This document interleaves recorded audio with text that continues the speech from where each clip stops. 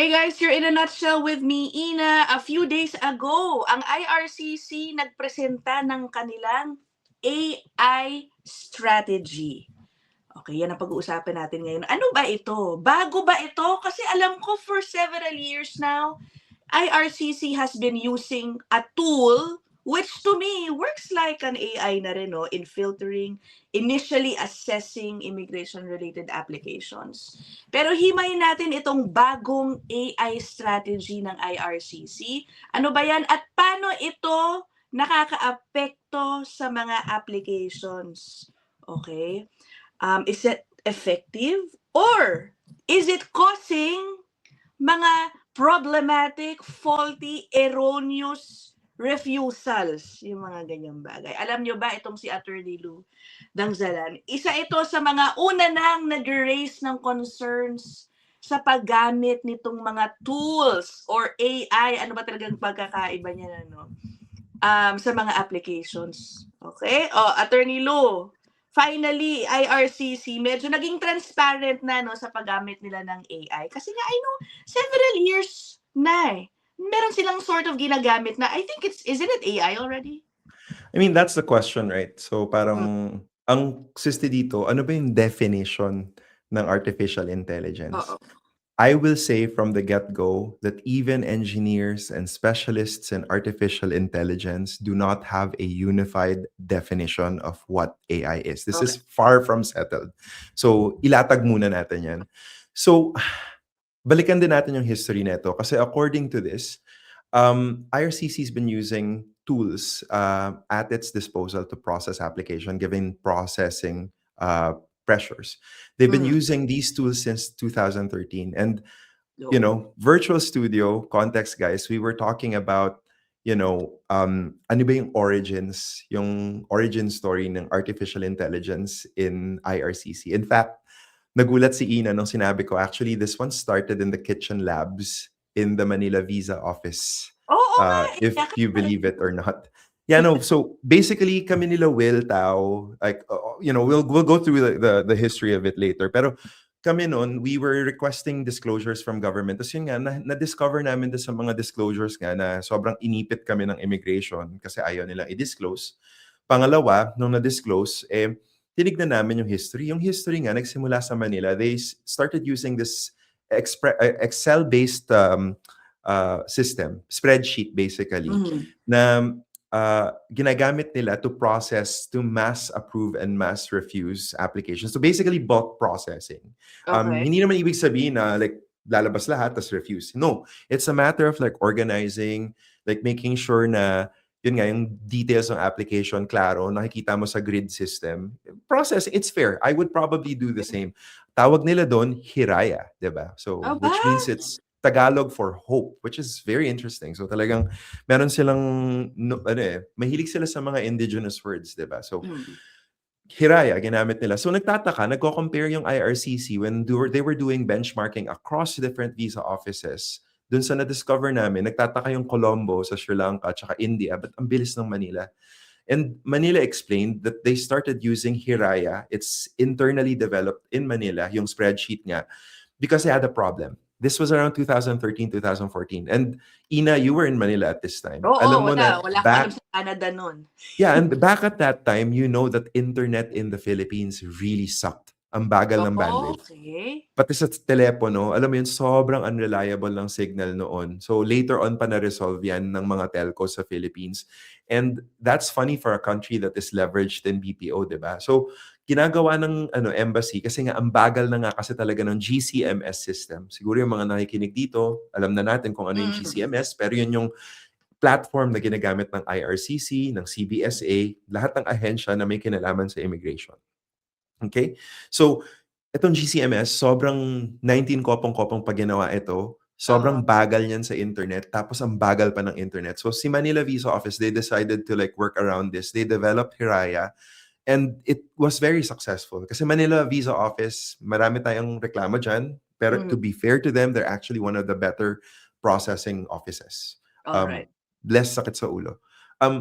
Flash forward, 2016, 2018, dahan-dahan na siyang ni-roll out. Nagkaroon ng Chinook, ito na yung latest iteration, later iteration ng Hiraya, kinopya niya, spreadsheet-based pa rin siya.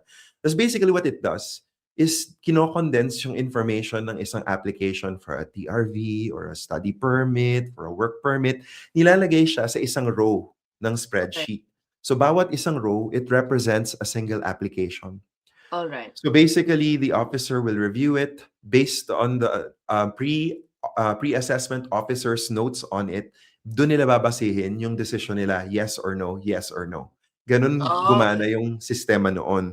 Pero syempre, hindi na ngayon yun ang sistema kasi nga gumagamit na sila ng mas advanced na sistema for which we do not have information. But what we do know right now through the disclosures with my friends sila Wiltao nga, sila Zainab, sila Andrew, is that they're now using advanced analytics, which is a far cry from Chinook or Hiraya. Kasi Chinook and Hiraya, you can make the argument that it's not artificial intelligence. And in fact, IRCC uses this line. Hindi siya AI. Pero ang itong advanced analytics, pansinin niyo yung mga press release ng IRCC, hindi nila sinasabi masyado yung advanced analytics. Nakafocus sila sa Chinook. Kasi nga, and final point, itong advanced analytics, it allows the machine to basically review an application and then make recommendations. And in fact, we already started seeing this as early as 2022, 2023, nung nagkaroon ng bottlenecks in Canada spousal sponsorships. So what they did was they did the system na green bin and red bin. Kapag dumaan ka sa advanced analytics, tas nakita nung machine na yung application mo is, garden variety, very boring, you're most likely going to be green binned, which means very light touch yung application mo. Tapos, mabilis yung processing. Kapag red bin, ito na, papunta ka sa mas deeper scrutiny. So, from a triage perspective, maganda siya kasi mas efficient. Pero yung impact nito, totoo eh. And actually, tinanong ako ni Nicholas Kang nun, bakit ba importante itong triaging na to? Well, first of all, kung mabilis yung processing mo, mas mabilis kang magbe-benefit with a spousal open work permit if you're in Canada. Whereas kung dun ka sa red bin, ang tagal nun bago ka makadating sa approval in principle, so magiging matagal bago makuha mo yung open work permit mo. So may mga real life impacts siya sa buhay. And dahan-dahan na nga rin natin, 2 more points, promise. Yeah. Nakikita natin yung advanced analytics, niro-roll out na siya sa temporary resident applications. TRVs, study permit, work permits. Yung sinabi ni Zainab Zie, yung friend ko nga, and I'm going to pull out her post here. Sandali. Let me just share my screen. In short, guys, sige, while Lua gets that article, immigration lawyers have been closely scrutinizing itong mga sistemang ginagamit ng IRCC, guys. Because, in a way, they are questioning, wait, add to stage. Ay, wait, sorry. Ako pala yung may kailangan tanggalin. In a way, parang you have questions about how effective it's been, no? Yan, okay, here you go. So ito si Zainab, super galing na lawyer to. She's a friend of mine and we've been working together on this file for a while. So I would highlight this particular paragraph here where she says, those of us who have been reviewing refusal letters for years will recognize the pattern. We saw similar transition when officers type notes. So de mano, manual siya, with small errors in temporary resident applications which gave way to Chinook-generated reasons. So in other words, itong Chinook reasons, dati from like canned responses na drop-down menu siya dati sa Excel, naging siya, parang generative na yung machine na mismo yung magja-generate ng reasons. Pero the writing improved, became uniform, but in reality, the refusal letters became less and less responsive to the evidence on file. So nakita Attorney Lou, before, alam ninyo na totoong tao yung nagko-compose. Yes. Nung mga refusal notes or whatever notes na nakikita nyo dyan. Ngayon, alam nyo na si AI na talaga nagda-draft nung napapansin niyo that it looks like AI na ang nagda-draft ng mga yan. Okay? And it's telling, kasi nga, I think it poses the question of, so AI ba nagre-refuse o dumaan ba to sa totoong tao bago ako na-refuse? Yung final decision, Yes. Yeah. So the quick answer from IRCC is that it is not the machine that makes the final decision. There is always what they call a human in the loop. It's an actual technical term for those who are studying artificial intelligence in migration systems. And basically, itong si William Tao, si Will Tao, he's another friend of ours, kami nila Zainab, kasi parang may group kami na stinart, yung AMICAI, which is Okay. basically a monitor for use of artificial intelligence and migration. Okay.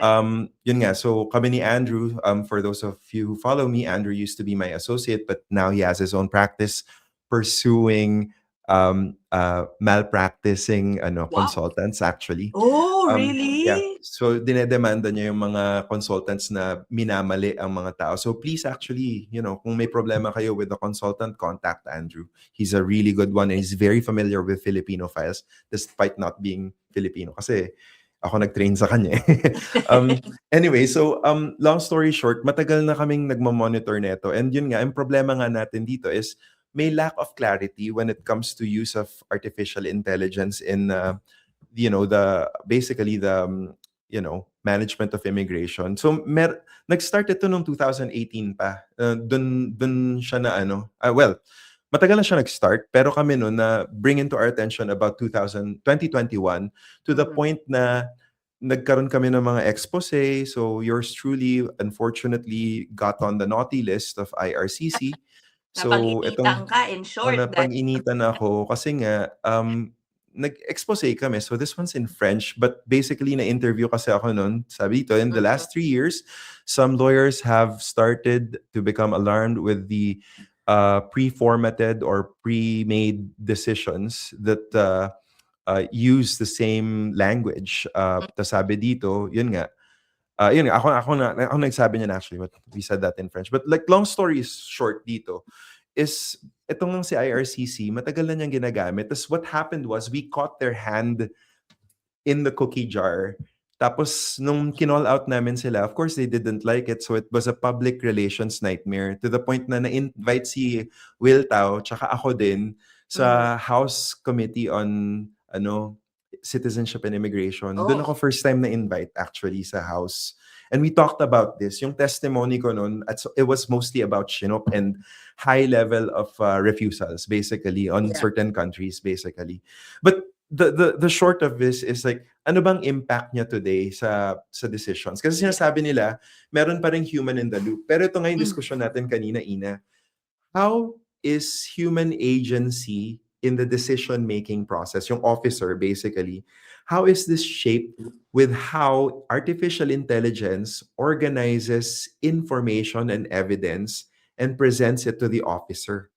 Yung presentation na to, yung framing ng artificial intelligence and yung recommended analysis pati ng artificial intelligence will greatly influence the decision makers' judgment call. Okay. So with IRCC, ito yung huling point ko doon, with IRCC saying that there is always a human in the loop, machines never make the decision, they're technically correct, but it is very disingenuous for them to say that. Kasi kung yung information prepackaged and may predilection towards a decision na yes or a no, itong officer, if you're facing a processing crush of about 50 to 60 applications per day, you will most likely rely on the recommendations of advanced analytics, hindi ba?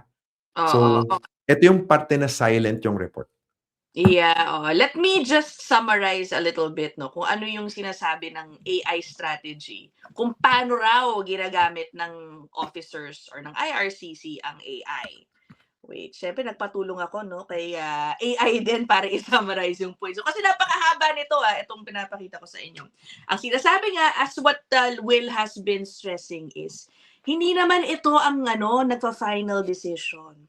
It just helps sort the files para yung mga na-detect nila na low-risk files, si-set aside dito para mas mabilis nang i-process.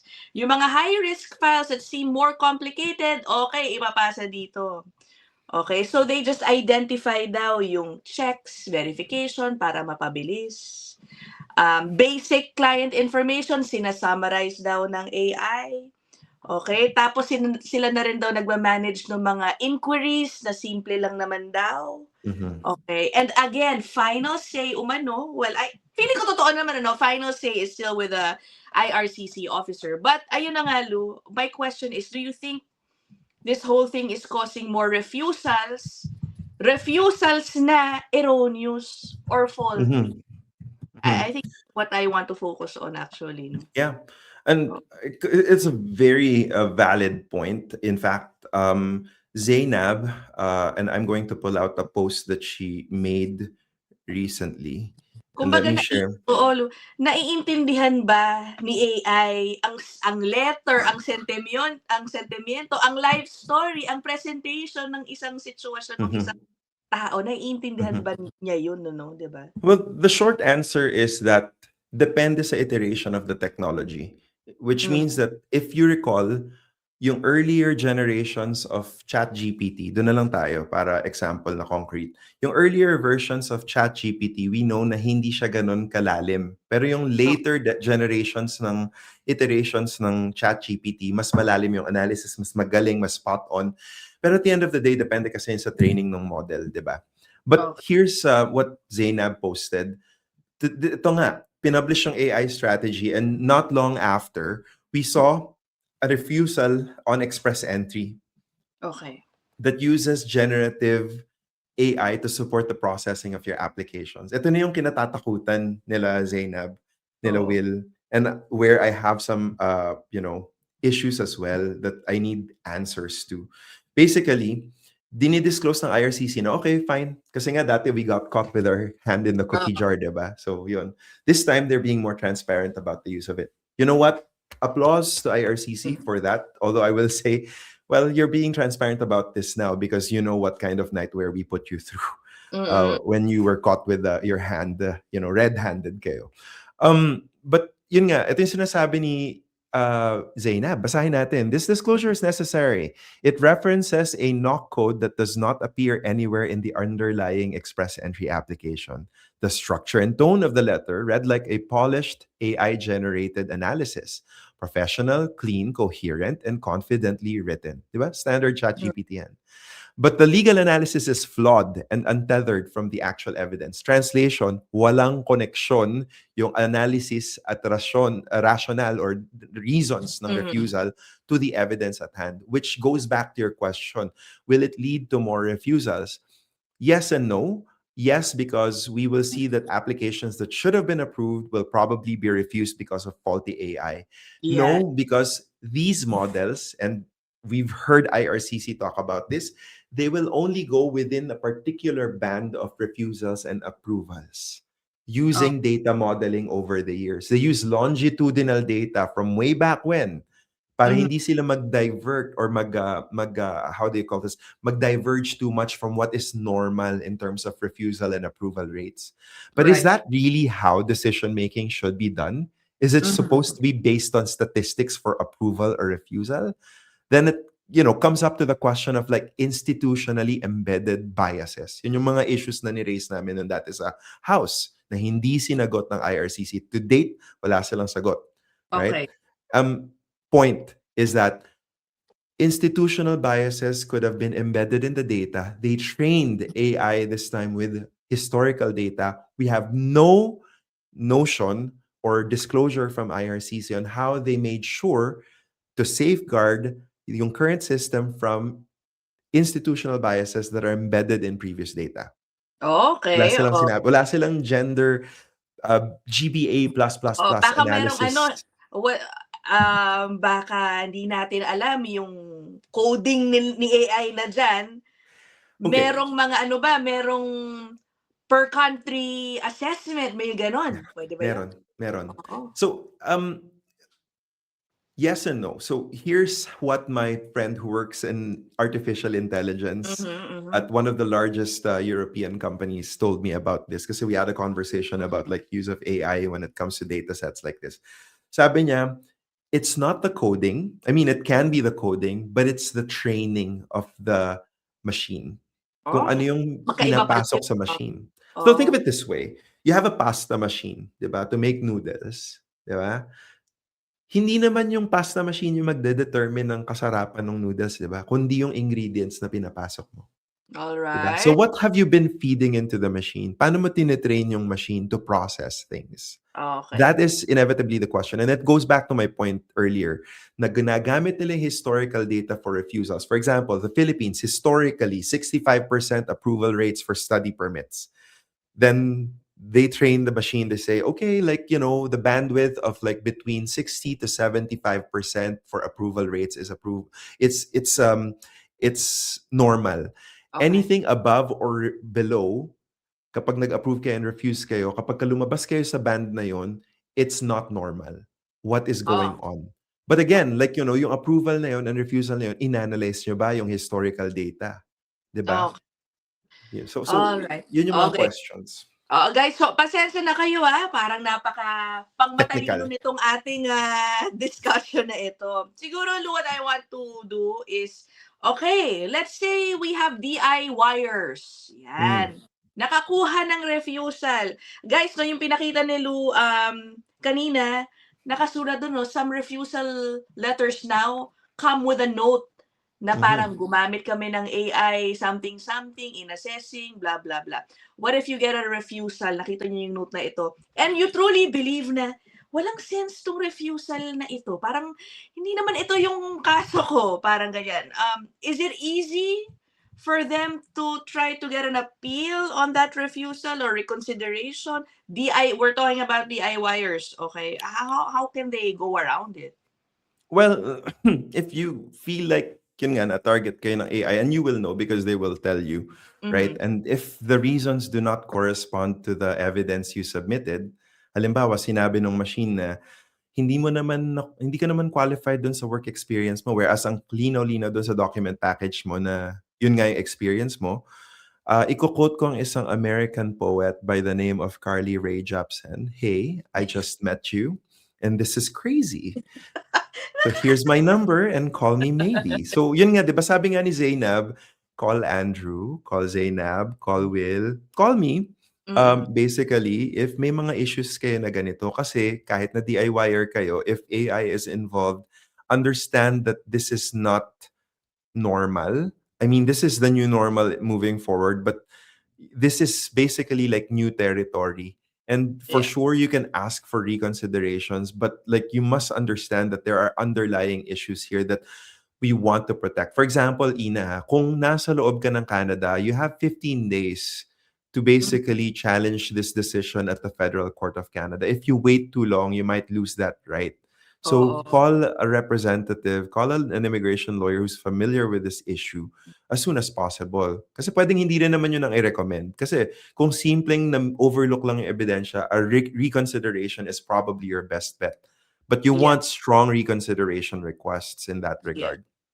Can you explain or give na lang specific examples also, Lou, of how you Mm. think AI could Yeah. easily make a mistake? Yan. Yeah. Yung kanina nabanggit parang may binanggit daw Okay. na no code na Yes. wala To naman express palang entry rules. kinalaman dun sa applicant. Yung mga Mm. ganun ba? Like, what errors do you see it or has it already made? Baka meron kang iba Yes. pang For case. sure. Mm-mm. Meron ako na simple TRV. Kilala mo yung tao actually, hindi ko na lang siya Oo, wala babanggitin. sabihin. Okay. May pagkasikat siya, eh. Um, Long story short, nag-apply kami ng TRV for the family and na-refuse siya dahil daw wala daw form na may consent from the other parent saying na, "I consent that the child travels only with the mother." And I'm like, Okay. wait, hindi ba binasa 'to ng officer na yung letter pa lang nakalagay, "We are going as a family," and yung Oh, father meron ng existing Canadian visa. I So see. hindi na-capture ng AI na meron ngang nuance na gano'n, na ang linaw-linaw, yun yung headline ng Okay. application package, family trip. So obviously lahat sila, Oo, 'di ba? oo. So Okay. we got a refusal. I was very angry because it was just before Christmas, literally after kong isara yung computer ko at magbabakasyon na kami. So syempre nakakainis, kailangan kong gumawa ng mabilisan na reconsideration letter. And I put the reconsideration letter. 2 weeks later, binuksan nila ulit yung case and syempre na-approve. Oo, Kasi nga oo. klaro na sobrang may error. Mga ganun, yung Oo. decision talagang disconnected from the evidence. I see. In that sense, ano, supposedly, it's ironic because, these tools, these technology, AI, is supposed to make things more efficient. And Yeah. yet, in the case that you were just saying, baliktad. Baliktad, Oo. di ba? Magiging So, time-consuming pa. Sayang sa mm, oras. AI is Oo. really good for boring cases. Yung Yeah. boring na Yeah. sobrang standard application. That's good for you. But a lot of applications are not boring. This one had the very small nuance. Hindi sila family as applying for visa. Tatlo sila eh. Nag-a-apply Okay. lang dalawa. Because yung tatay, meron na ngang visa. Bakit mag-a-apply ng bagong visa si tatay? Meron nga Oh. siyang valid visa. 'Di ba? Mm, Hindi mm, na-capture ng machine. Gano'n I lang kasimpleng nuance, gano'n kasimpleng mali. Dahil hindi kayo regular, hindi kayo boring, the machine has a propensity to make a mistake. Yeah. O last na lang Lou, baka sabihin ng mga viewers, ito si Attorney Lou, tsaka si Sorry. Ina, masyado namang kayong high expectations sa AI. You should give it time. But maybe they're still Mm. perfecting the system, 'di ba? May sagot din ako diyan, pero sige, go ahead, Attorney Lou. Baka sabihin hindi mo naman pinagbibigyan ng pagkakataong mag-evolve into a Mm. more efficient system ng kanilang Yeah, AI. for sure. I would love for this system to evolve to have more accurate decision-making process. I agree with that. But they are doing the beta testing, the experimentation with human lives. Yeah, exactly. Yun yung problema. Yun yung problema ko. Core problem to. In fact, this is a paper that I am currently working on. Mhm. That the deployment of new technology for artificial intelligence basically is being done at the fringes of society, meaning some migrants, asylum seekers, refugees, because they are not fully citizens of a receiving country yet. So the stakes are not super high from a political sense. And Yeah. this has basis in history. Medyo graphic yung example ko, pero when Japan was doing chemical warfare testing, they were not using Japanese soldiers or human testing with Japanese citizens. They were testing with Chinese citizens in Manchuria. Oh, all right. Yeah, because they're Wow. not citizens of the Japanese empire. Okay. Usually when these things, unfortunately, when they roll out, like it's a question of citizenship. It's a question of like, do you belong? Merong ganong angle. It's a very dark and stark contrasting, but there are studies across sociology, across time and history, na ganon nga parati, yung rollout parati nitong mga bagong teknolohiya na experimental parating sa fringes of society. Yeah. This is why this is an important conversation. I know na medyo Yeah. nosebleed yung conversation natin today. Sorry Yeah. guys, normally we try to be very like down to earth, and pasensya na medyo naging technical ako at agitated. But this is the reason bakit ako agitated with this discussion. Kasi nga, yung mga nangangailangan ng rights protection, sila yung inuunahan, sinasampulan. We're dealing with human lives. Correct. And that's exactly my thoughts too. No, of course we welcome advancement in AI, Agreed. how it could be used in different, things, not just in processing of immigration documents. Pero kawawa naman yung mga naiipit dito sa parang this phase of Mhm. its use na parang nabibiktima ng imperfections nito sa ngayon, right? Yeah. Yeah. But it is what it is, no? Parang I think this is related to that bigger or broader discussion of Mhm. where AI should and should not be used, diba? Mhm, Should mhm. it be taking over files of people, involving people's futures, yung mga ganun ba? But anyway, that is it for this episode, no? Kung umabot kayo dito sa hanggang dulo, maraming salamat sa inyo. If you have questions about, AI's use, sige, put them down there in the comment section. Tingnan natin kung masasagot din po natin yan in future episodes. We will end this episode here. Attorney Lou, thank you so much. Bye, everybody.